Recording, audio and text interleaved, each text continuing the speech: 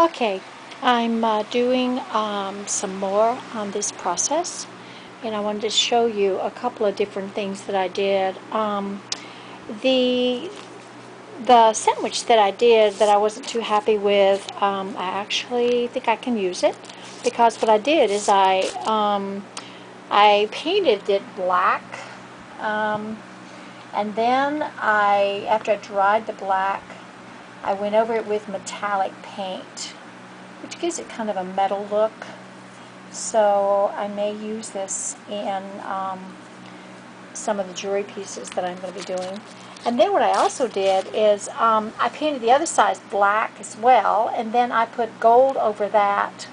I then let that dry, and then I have put clear gesso on it, which after it dries, the the layer that's underneath, the colors that are underneath will show. While the gesso was wet, I stamped into it, so it's going to create an interesting texture. After that is done, I'm probably going to put some other metallic paints over it as well.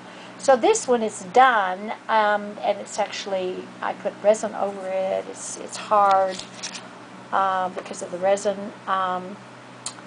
It will actually have an effect of glass. It'll look like glass, and it'll be real interesting. So again, I'm still experimenting.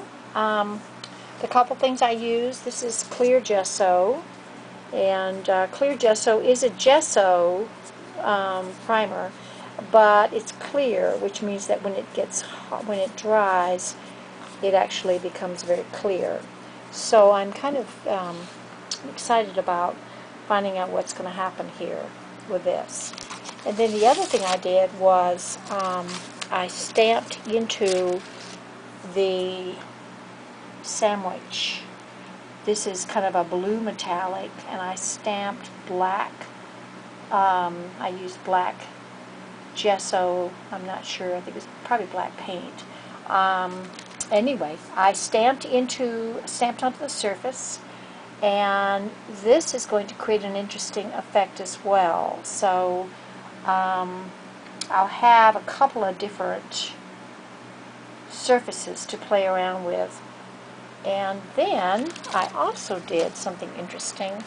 I had a tablecloth. It was actually, I think this was a shower curtain at one point, but I used it for a tablecloth for painting for a long, long time. And I decided to see what I could do with it as a surface again, thinking that if I put black over it, I could see the design that's underneath, and that's true, I did.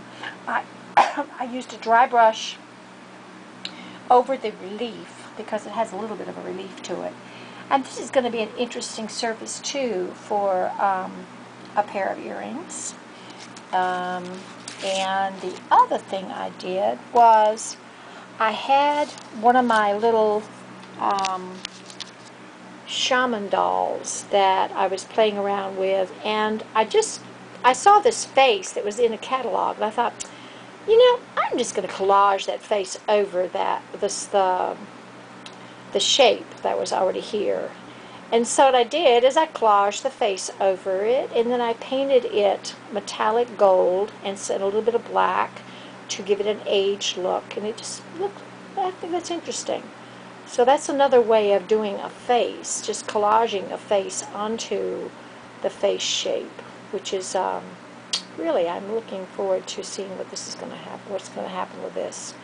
But this is another way of doing a face, and I'm thinking that I probably can actually just, because I know it works now, I can actually do my own faces and then collage the faces onto the face shape.